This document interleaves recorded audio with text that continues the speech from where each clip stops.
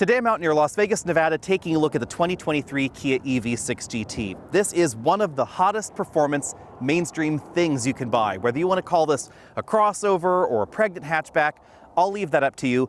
But this will go 0 to 60 in 3.4 seconds with all-wheel drive, and that means that this is faster than a wide variety of supercars out there.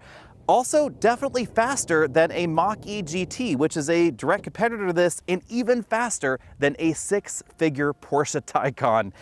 0 to 60 time is absolutely insane. If you want to know all the details, there's a complete video on the EV Buyer's Guide channel, link down there in the description, but I'll just run through why you might want one of these and why you might not.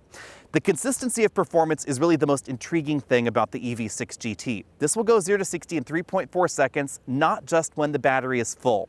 Remember that as batteries deplete, the amount of power you can pull out of the battery starts dropping down. So the time, or I should say state of charge versus performance curve on a Model Y or a Mach-E GT or a Porsche Taycan, etc., changes over time. And as the battery depletes, 0 to 60 times really drag out.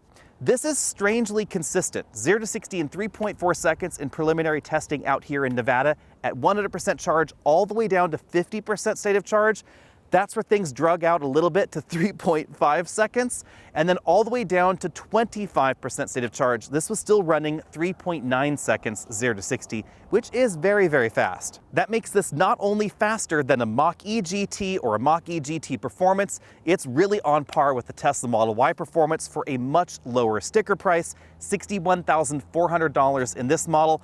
That is about $10,000 less expensive than a Mustang Mach-E GT, and both of them may have dealer markups, so I think pretty equal right there.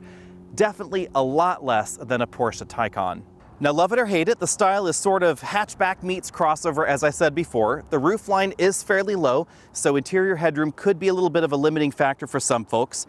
It does not have a front trunk, but it does have really fast DC charging. This will go 10% to 80% in 18 minutes, 0 to all the way full in about 40 minutes. That is significantly faster than the charge time in a Model Y or a Ford Mustang Mach-E, assuming you can find the right DC fast charge station. That's something for another episode, but this is really capable of quite quick charging.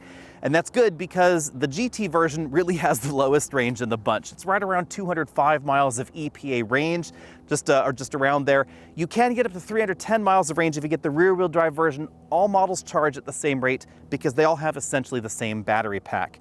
And the battery pack is a little bit smaller than the Mach-E, which makes this a little bit lighter and a little bit more nimble feeling than the Mach-E. It also has wider tires than any version of the Mach-E, actually right in line with what we find on the Model Y and a number of luxury options. 255 with summer tires in this one, running on 21-inch wheels. And as you can see, this gets a brake upgrade, so we have the sort of lime green brakes there. And thankfully, instead of using a name-branded upgraded brake up front and in the back, this uses an in-house design, so it's going to be a lot less expensive to keep around, even though this does have massive brakes compared to the base models. The front seats, they kind of look like a 5-point harness seat, but they're in fact not. It's just a regular shoulder belt adjustable over there on that side. The seats themselves look an awful lot like the Hyundai N seat that we find in a lot of their N products. I don't know if that's a coincidence or not, but it is interesting that these seats are not powered. They are heated, but not ventilated, and they are manual on the driver and front passenger side. So definitely a bit of a downgrade there versus the GT line, where we have power, ventilated, and heated front seats. If you're shopping for a new performance EV in America, you should absolutely keep the EV6 on your shopping list, unless you need a little bit more room in the back, and headroom is a concern because all models are going to have the sunroof, and that does limit headroom up front. Let me know what you think about that, and of course, check out the full video on the EV Buyer's Guide channel. See all of you next week.